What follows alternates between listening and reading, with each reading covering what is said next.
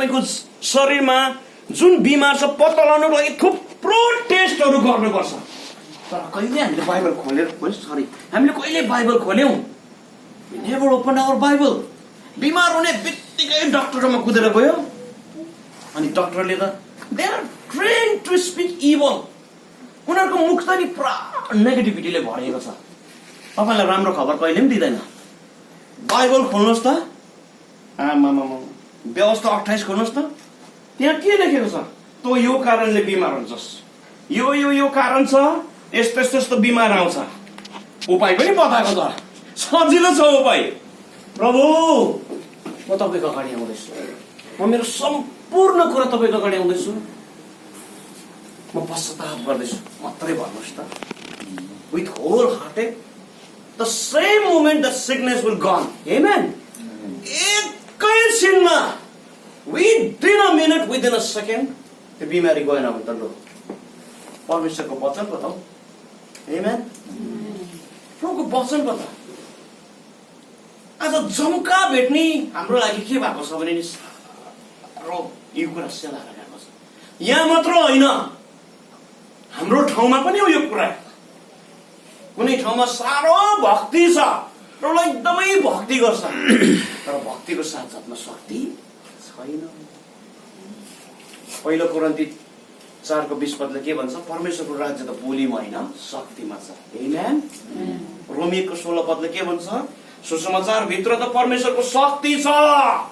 पहिले चाहिँ यहुदीहरूको लागि, सेकेन्ड ग्रीकहरूको लागि, थर्ड चाहिँ अन्य जातिको लागि भनेको छ, जेन्टाइल्सहरु सबैको लागि छ। आमेन। परमेश्वरको शक्ति, परमेश्वरको शक्ति भन्नुहोस् न।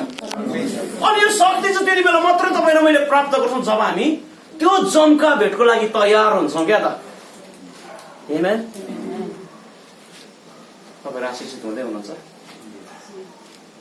म पवित्र आत्मा परमेश्वरलाई धन्यवाद दिन्छु। किन धन्यवाद दिन्छु भने नि परमेश्वरले नै ज्ञानीलाई रद्द तुल्याउनु भयो अरे ज्ञानलाई, अनि मूर्खहरूलाई छान्नु भयो अरे। आमेन। हामी मूर्ख नै हौ। संसारले भन्दै गरेको कुरा हामीलाई विश्वास लाग्दैन, मूर्खै हो हामी, पटक्कै विश्वास लाग्दैन।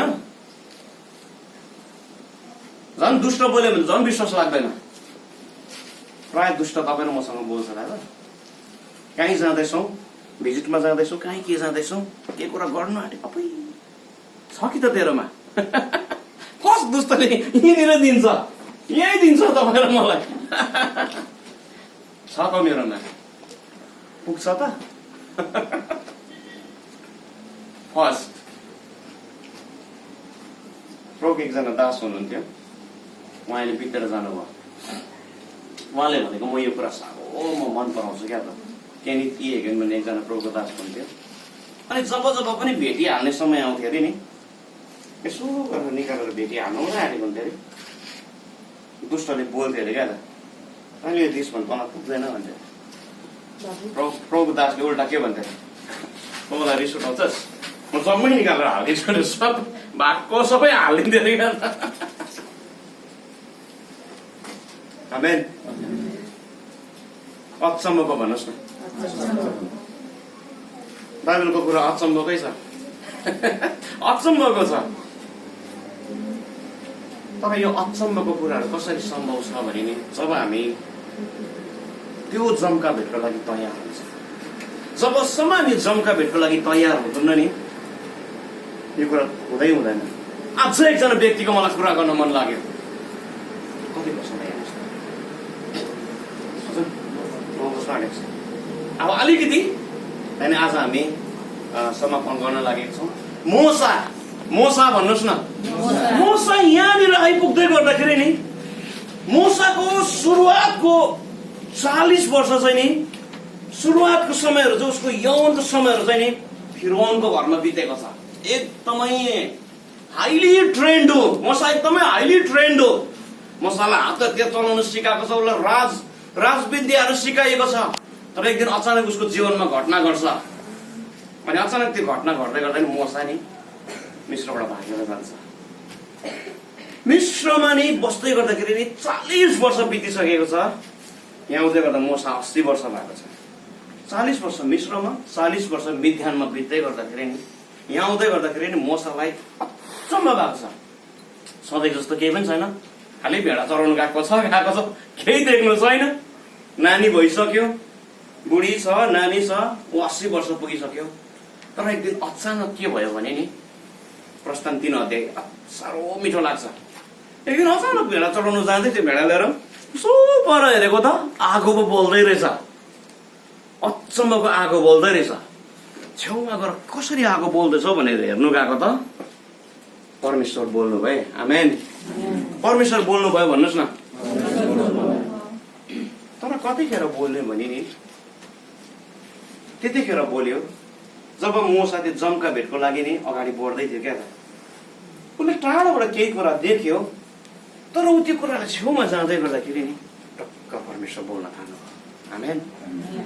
त्यहाँदेखिको 40 वर्ष मोसाको अचम्मको भएको छ। 80 देखिको जुन चाहिँ 40 वर्ष मोसाको छ नि, एउटा बुढेसकालमा आउँदै गर्दाखेरि नि उसले इजरायलीलाई यस्तो तरिकाले दोहोऱ्याएको छ। मोसाको जीवनमा जतिको चिना र चमत्कार त कसैमा पनि भएन। हालेलुया। कसैमा पनि भएन। अचम्मको भएको छ। प्रस्थान 3 को 14 पद साह्रो मनपर्छ मलाई। प्रभु कसलाई पठायो भन्दा मैले के भन्नु भन्दै गर्दाखेरि म परमेश्वरले के भन्नुभयो, म हुँ जो म हुँ भन्नेले पठायो भन्न भन्दैछ। I am who I am.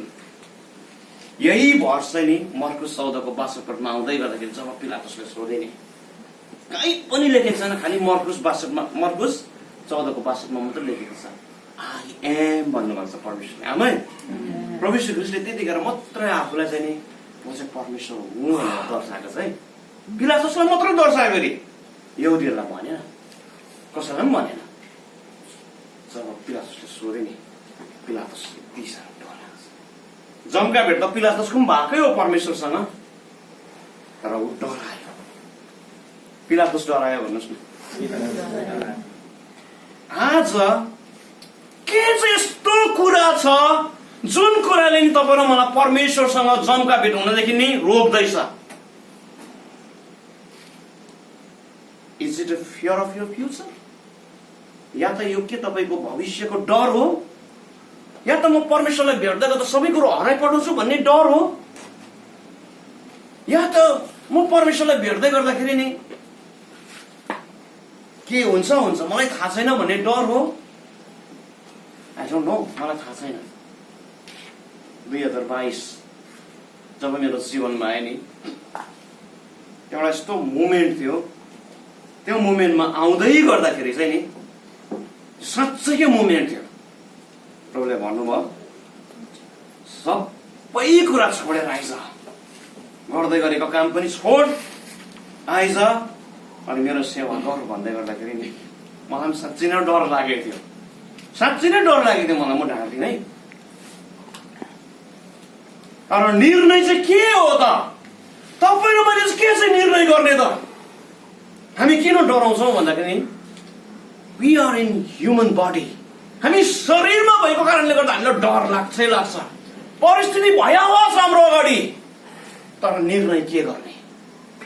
सबैभन्दा ठुलो कुरा चुनाव के गर्ने, निर्णय के गर्ने? त्यो डराउँदै गर्दा नि मैले यति नै भने, प्रभु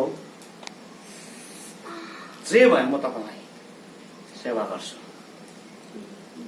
जसै भने नि त्यो दिनदेखि लिएर आजको दिनसम्म परमेश्वर विश्वासयोग्य हुनुहुन्छ। हालेलुया।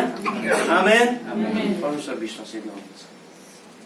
पहिलो थिस्सलुनी 5:24 ले के भन्दछ? The one he who calls you is very faithful भनेको छ। जसले तपाईँ र मलाई बोलाउनु भयो, यहाँ चाहिँ बोलाउनु भयो भनेको चाहिँ आज नि तपाईँ र मलाई जसले उद्धार गर्नुभयो, उद्धार दिनुभयो, स्वर्गको राज्यको हक दिनुभयो, उहाँ परमेश्वर चाहिँ नि विश्वास योग्य हुनुहुन्छ। आमेन। उहाँ विश्वास योग्य हुनुहुन्छ।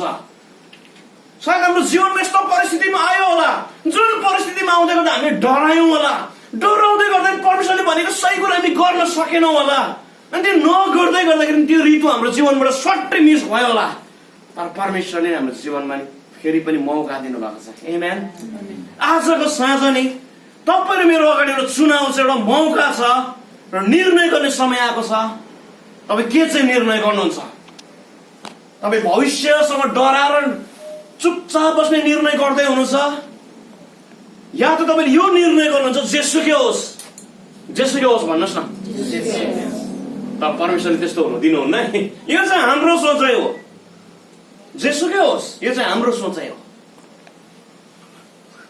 तपाईँ अगाडि बढ्नु मात्रै हुन्छ नि, वान स्टेप तपाईँ बढ्नुहुन्छ नि, त नेक्स्ट स्टेप पछाडिबाट somebody pushes you, कसैले तपाईँलाई ठेल्छ क्या त, आमेन, कसैले तपाईँलाई ठेल्छ। परमेश्वर त्यस्तो बनाउनुहुन्छ, प्रभु ती साह्रो बनाउनुहुन्छ। आज म जान्दिनँ तपाईँ यो वचन कहाँसम्म बुझ्नुभयो, मलाई थाहा छैन। मैले तपाईँलाई कहाँसम्म प्रभुको वचनमा नि तपाईँलाई मैले कहाँसम्म लिएर गएँ त्यो पनि मलाई थाहा छैन।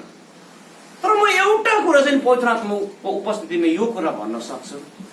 आज जसै तपाईँले वचन सुन्दै थिए, मैले बोल्दै थिएँ, पवित्र आत्मा परमेश्वरले तपाईँ र मलाई नि बोल्दै गर्दा केही विचार चाहिँ दिनुभएको छ क्या त। बोल्दै गर्दा हामीले केही चाहिँ देख्यौँ, आमेन, देख्नुभयो, केही देख्नुभयो, यस, केही देख्यौँ, हामी केही देख्यौँ क्या। अन्तिम कुरा प्रकाशित वाक्य 2 अध्याय जसै सुरु भएको छ नि, 7वटा मण्डलीलाई परमेश्वरले 7 तरिकाले सम्बोधन गर्नुभयो, अनि ती मध्ये एउटा यस्तो मण्डलीले सम्बोधन गर्नुभयो, तिम्रो सबै कुरो ठिक छ, विश्वास पनि ठिक छ, तिमीले सङ्कष्टलाई पनि सहेको रहेछौ, तिमीमा धैर्य पनि रहेछ, सबै कुरो सही नै रहेको रहेछ तिमीले, but I have one thing against you, तिमीले पहिलो प्रेम चाहिँ त्यागेछ। Are not we such person who has lost the first love? के हामी त्यो व्यक्ति होइनौँ जसले पहिलो प्रेम त्यागेको छैनौँ होला? पवित्र आत्मा परमेश्वरले नि तपाईँ र मलाई कहिले पर्लाउनु हुने, अनि पवित्र आत्मा यति साह्रो भलाउनुहुन्छ, उहाँ यति साह्रो भलाउनुहुन्छ, उहाँ यति साह्रो जेन्टल हुनुहुन्छ नि, उहाँले नि तपाईँलाई कोच्चाउनुहुन्न, ल गर के गर पार्नुहुन्न। तर पवित्र आत्मा परमेश्वरले नि जब पनि जे कुरा बोल्नुहुन्छ नि, उहाँले सत्य कुरा बोल्नुहुन्छ। उहाँले संसारलाई जहिले पनि पापको विषयमा तपाईँ र मलाई भन्नुहोस् त, धार्मिकताको विषयमा मलाई भन्नुहोस् त, इन्साफको विषयमा मलाई भन्नुहोस् त, बताइदिनुहुन्छ, आमेन।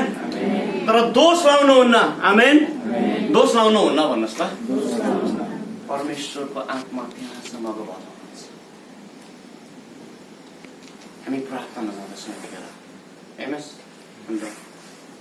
हामी प्रार्थना गर्दछौँ।